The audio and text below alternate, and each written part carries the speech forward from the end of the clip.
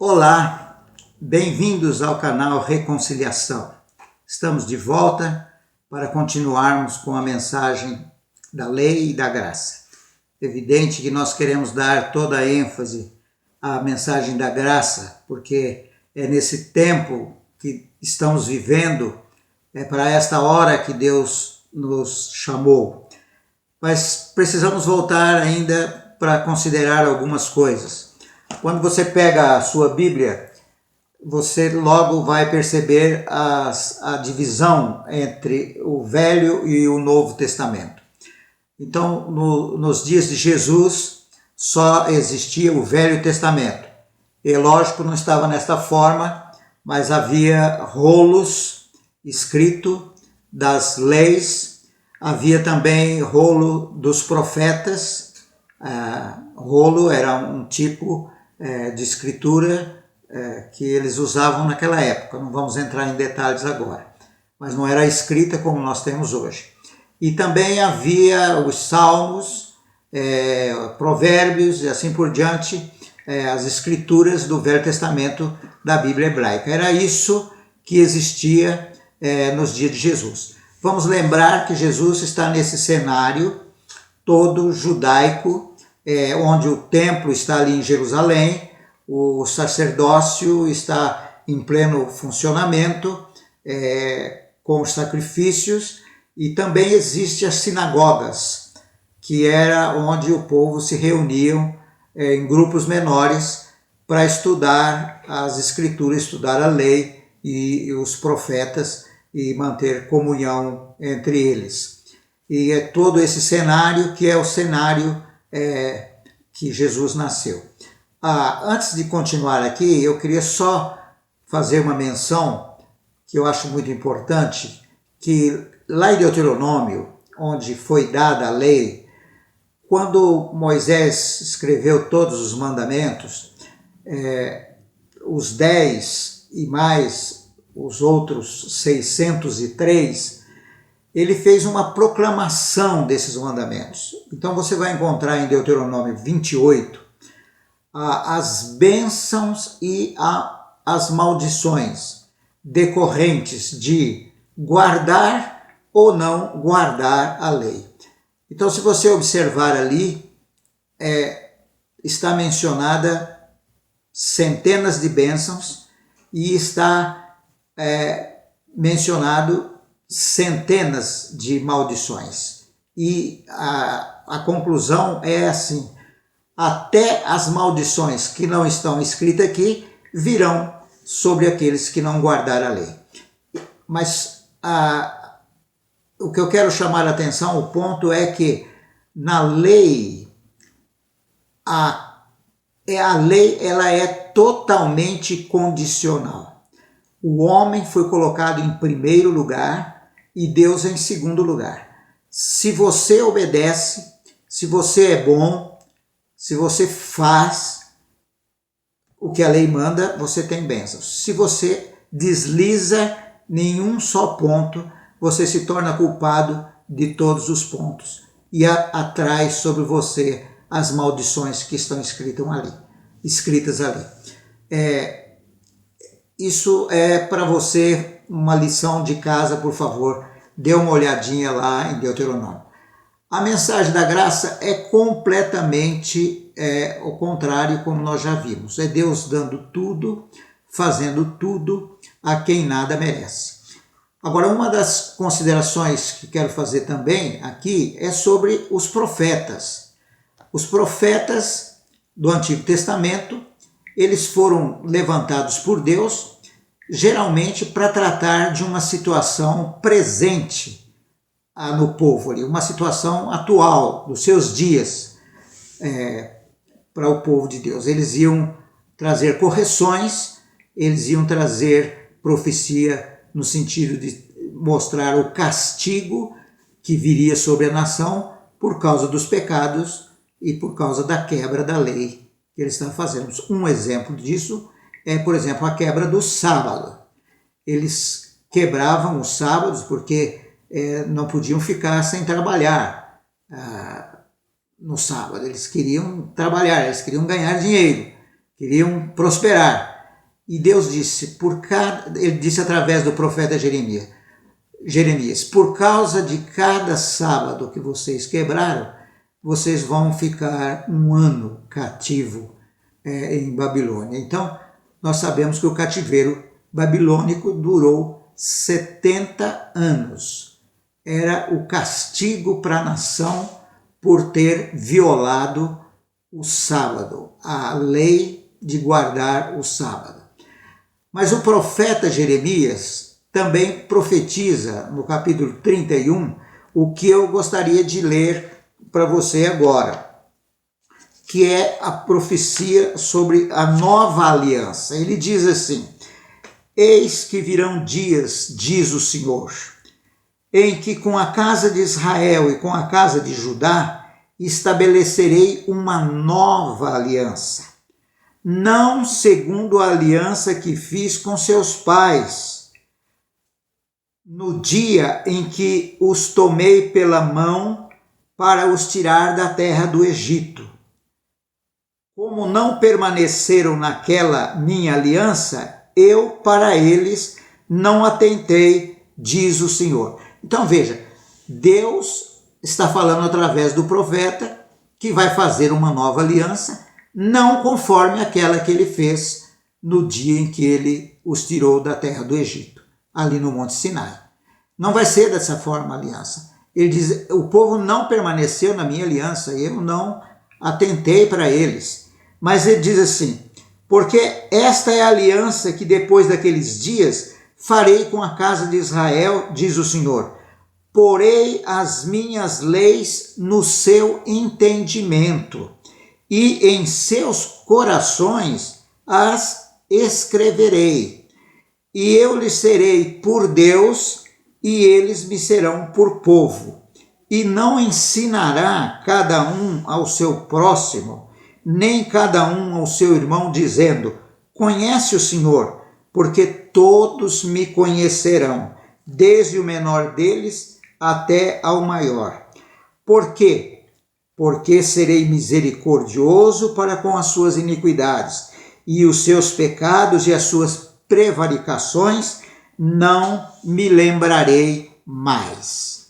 Esta era uma mensagem profética para o povo de Israel, que teve o seu cumprimento pleno na pessoa de Jesus Cristo ali na cruz, conforme eu tenho pregado através desses vídeos.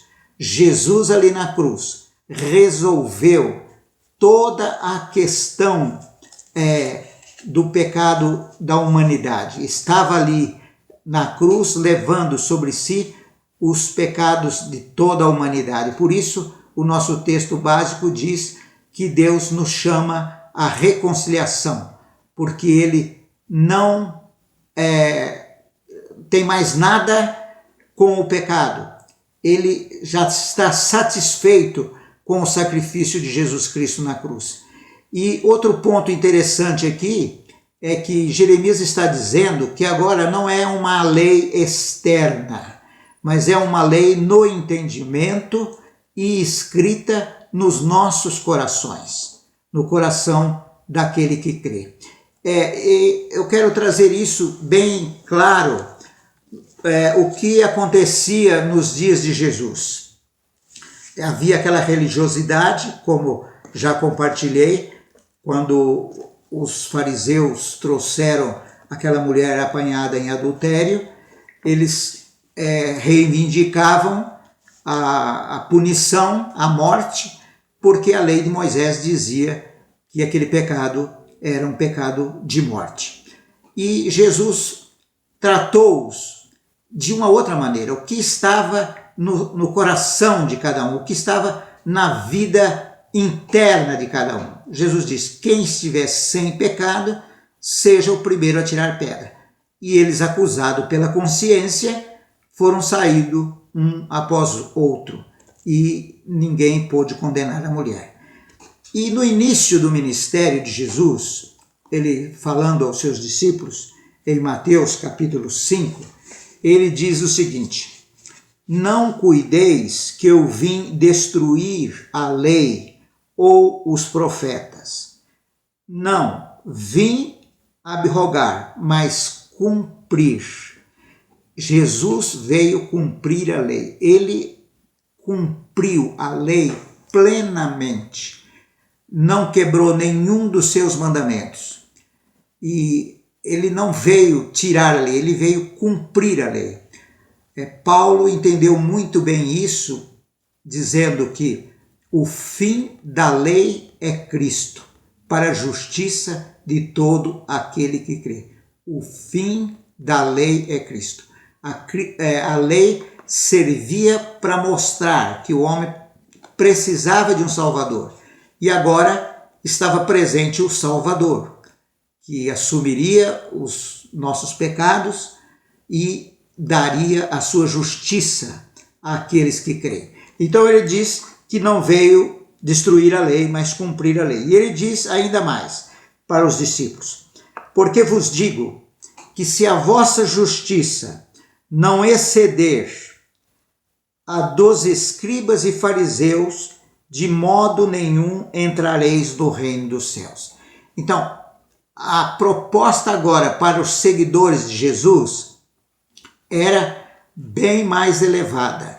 Não era simplesmente aquela justiça da religião externa, de guardar ou não guardar os mandamentos, mas era uma questão do coração.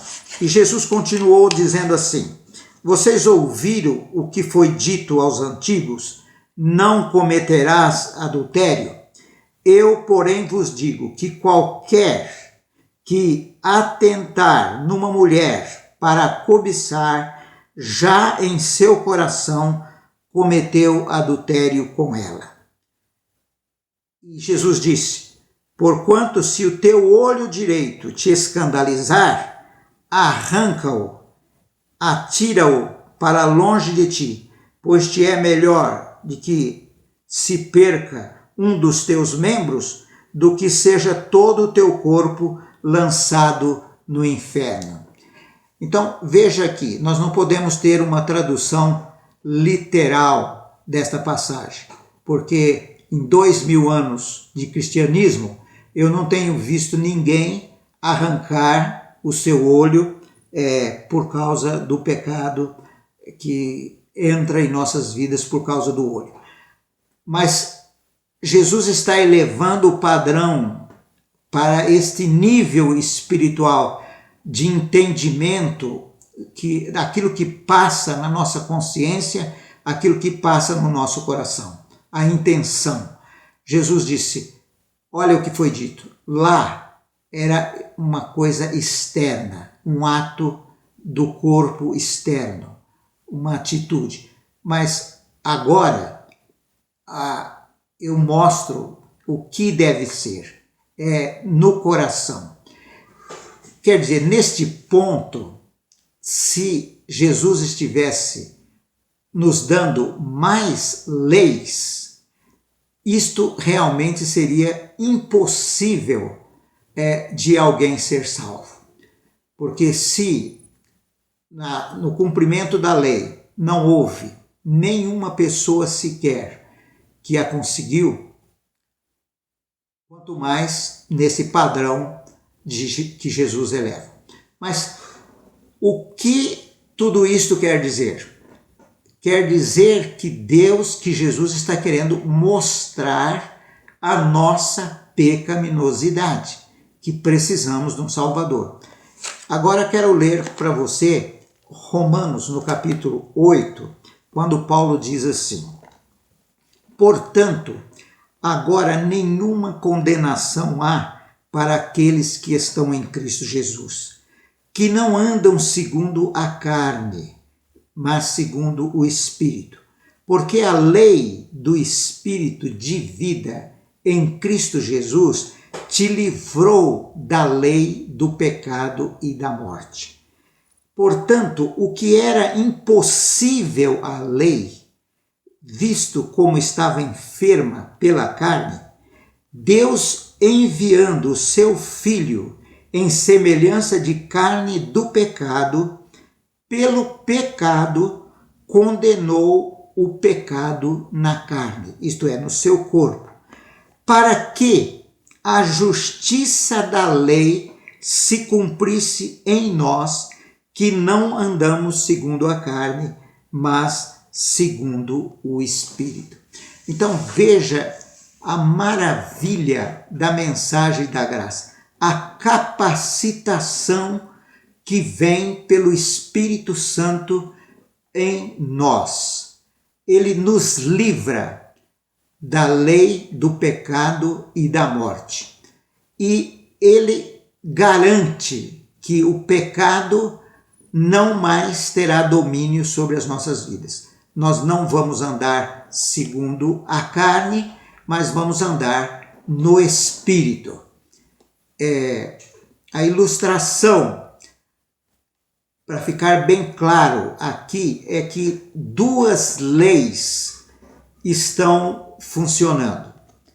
A lei do pecado e da morte e a lei do Espírito de vida em Cristo Jesus, que nos livra da lei do pecado e da morte. Eu vou representar aqui a lei do pecado e da morte com a lei da gravidade. E a lei do Espírito da vida em Cristo Jesus, vou comparar com a lei da aerodinâmica. Então nós temos a lei da gravidade, que tudo não pode estar no ar, vai cair. E nós temos a lei da aerodinâmica, que é aplicado, por exemplo, numa aeronave, que o impulso dos motores quebra a lei da gravidade e coloca o avião, a aeronave, no espaço e ela vai ao seu destino. Então, a lei do Espírito de vida em nós é maior do que a lei do pecado e da morte. Assim como a lei da aerodinâmica é muito maior e vence a lei da gravidade. É isso que Deus propõe para nós e quer nos levar para os céus, para a vontade dele, para uma vida cristã abundante e frutífera, que é uma vida guiada pelo Espírito. Até a próxima. Fique com Deus.